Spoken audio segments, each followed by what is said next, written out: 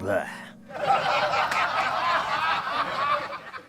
But I used to work at SST Records back in the 90s. Oh, so wow. I worked for Greg and Chuck Bukowski at SST Records. Oh, my God. I have questions for you. Yeah, Holy for sure. shit.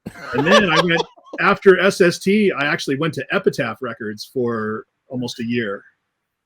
What year was that? And what year was that? 96.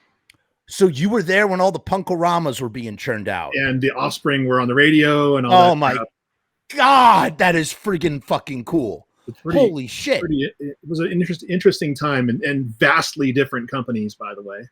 Yeah. Vastly different. I can only imagine. We could literally do a whole podcast about that alone. That's amazing.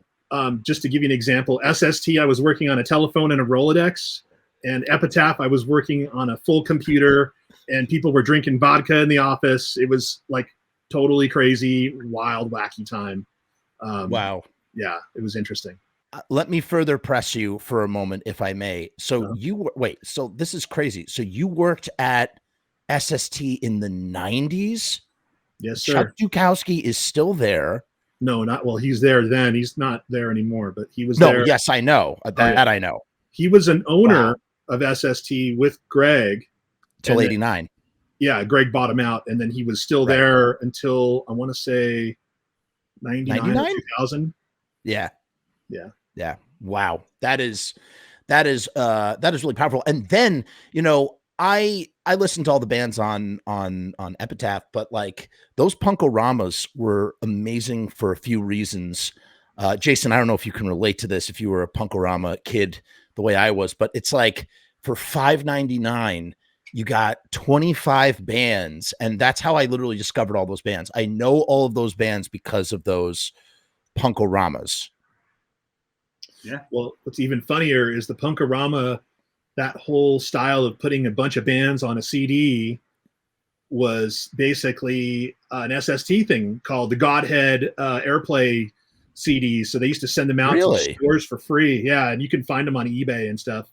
But anyway, SST used to do that stuff, and they used to do the little mail order pamphlets and the records way before Epitaph did any of that stuff. So it was like they were kind of just taking everything SST was doing marketing wise and kind of just put their shine on it and made it, the Punkoramas and that kind of thing. So it was an interesting stuff. Working at both labels, I got to see how, things are done.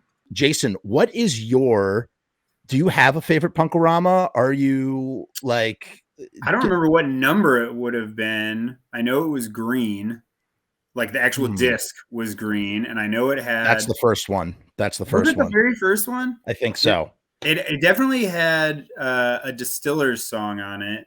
Gosh, it's been so long. It definitely that's Punkorama 9. Okay, there we go. Yeah, I thought it was a later one. Yeah, that's a super later one. Yeah. I think that was the first one I ever got. It was like a hand-me-down. So. And it had a DVD too.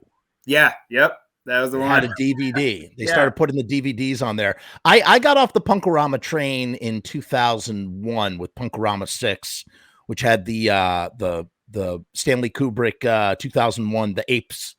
The apes were on the cover. And I just love Punkorama. Sorry. It's an excuse to talk about Punkorama for a minute.